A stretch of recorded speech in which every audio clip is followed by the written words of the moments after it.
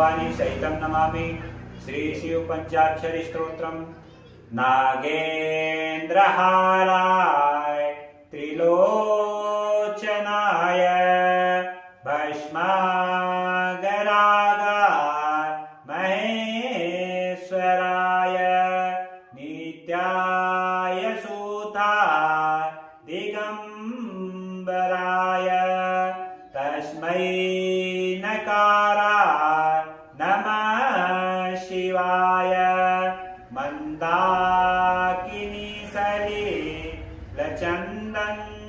चर्चिताय नन्दीश्वर प्रमथनाथ महेश्वराय मंदार पुष्प बहुपुष्प सुपूजिताय तस्मै मकाराय नमः शिवाय। शिवाय गौरी वदनाब्जवृन्द सूर्याय दक्षाध्वरनाशकाय श्रीनीलकण्ठाय वृषध्वजाय तस्मै शिकाराय नमः शिवाय। वसिष्ठकुम्भो दभगौतमार्य मुनीन्द्रदेवा चितशेखराय चन्द्रार्कवैश्वा